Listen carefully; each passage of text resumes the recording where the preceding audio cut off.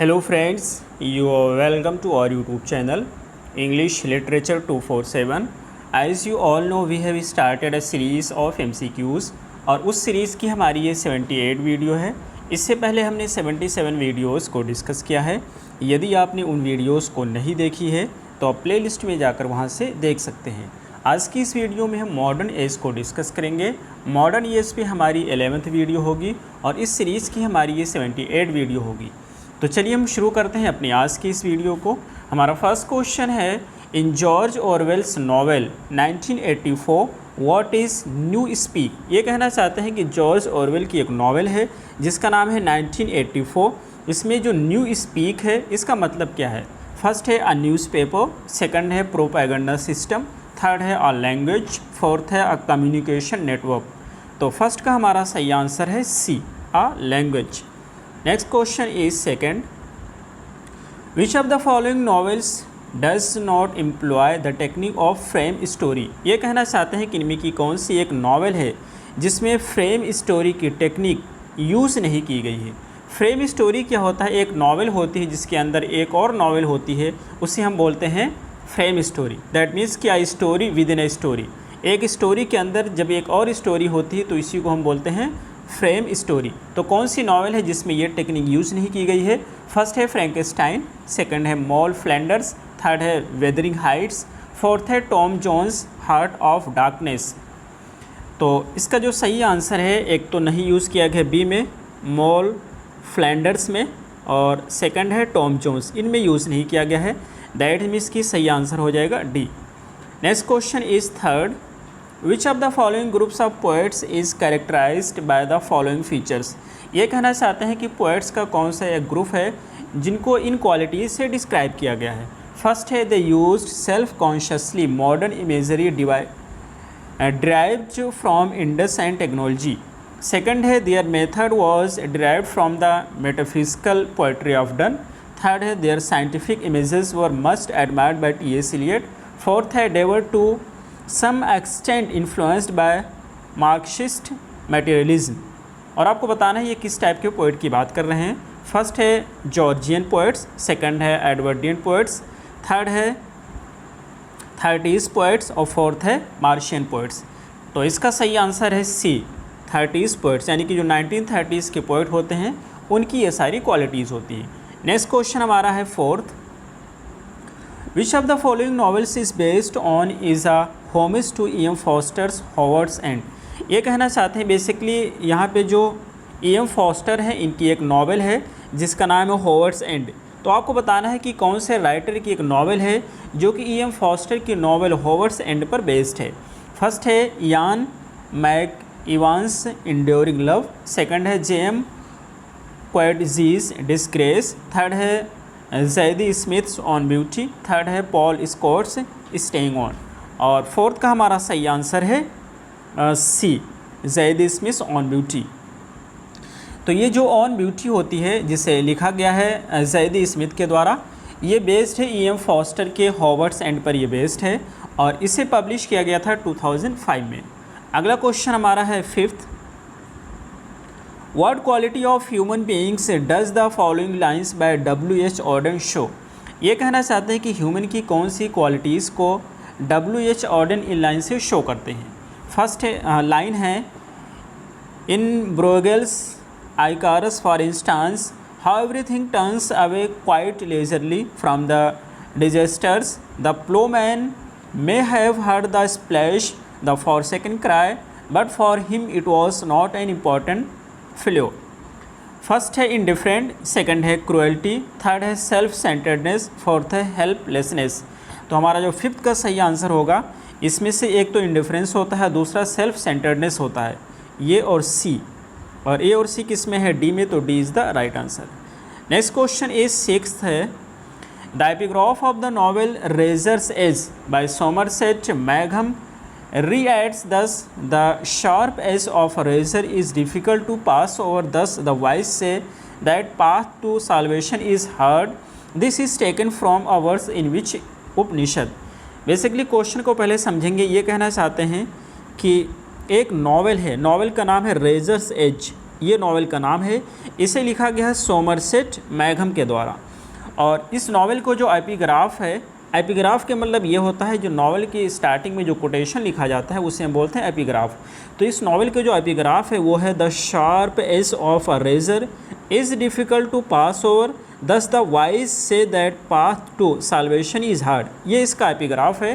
और आपको ये बताना है कि ये जो एपिग्राफ है ये किस उपनिषद से लिया गया है। फर्स्ट है छंदोग्य उपनिषद, सेकंड है काथा उपनिषद, थर्ड है मुंडका उपनिषद और फोर्थ है आध्यात्म उपनिषद। और इसका हमारा सही आंसर है B, Katha Upanishad. Next question is 7th, who of the following wrote a novel based on the life of Paul Gauguin. ये कहना चाहते हैं कौन सा एक राइटर है जिसने एक नॉवल लिखी है जो कि पॉल गोगियन की लाइफ पर बेस्ड है। फर्स्ट है ऑल्डोज हक्सले, सेकंड है ग्राहम ग्रीन, थर्ड है सोमरसेट मॉघम, फोर्थ है George Orwell.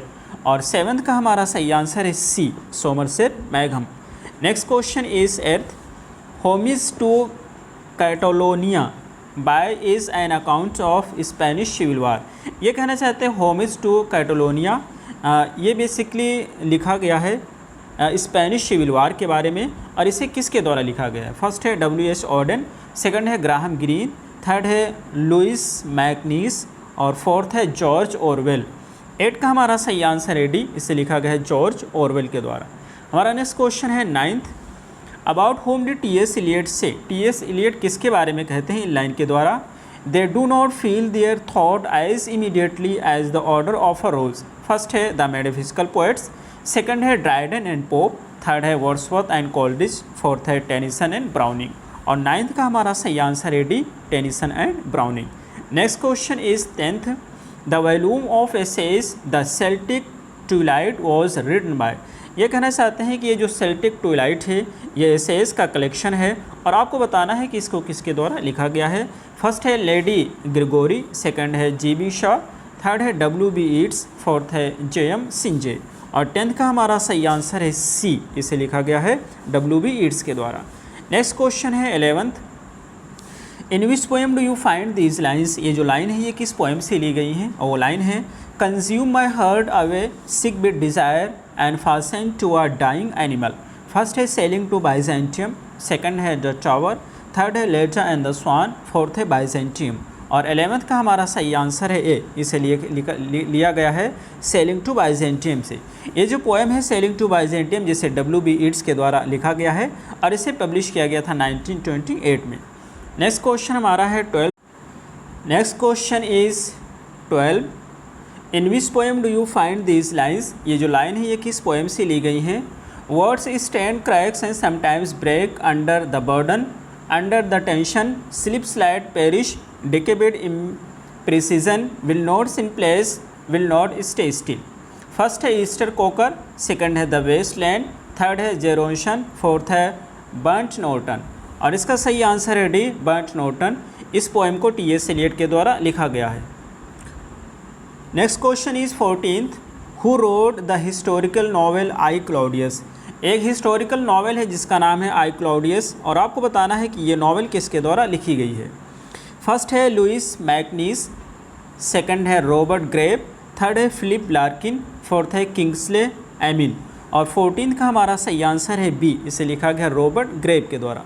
Next question is 15th, Auden's poem the sea and the mirror is a commentary on. Auden's की एक पोएम है जिसका नाम है the sea and the mirror.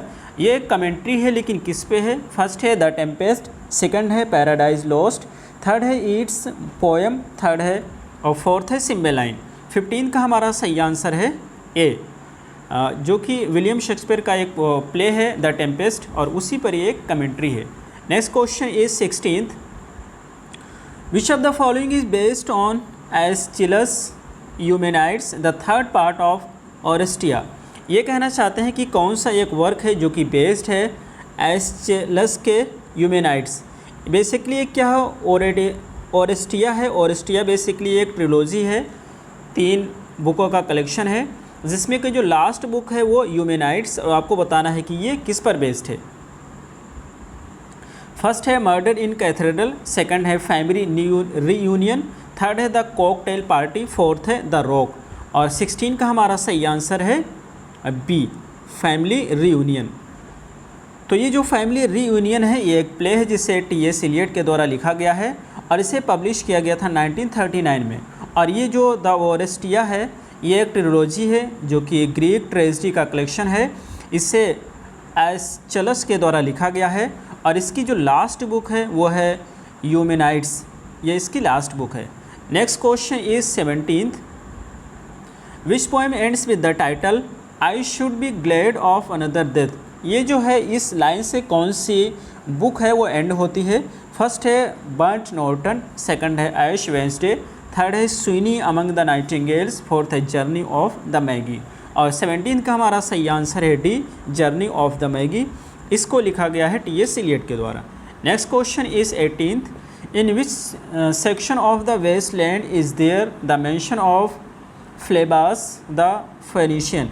ये कहना चाहते हैं कि वेस्ट लैंड जैसा कि हमें पता है कि उसके 5 सेक्शन हैं, तो किस सेक्शन में फ्लेबास द फेनिशियन को मेंशन किया गया है। फर्स्ट है फर्स्ट, सेकंड है थर्ड, थर्ड है फोर्थ और फोर्थ है फिफ्थ।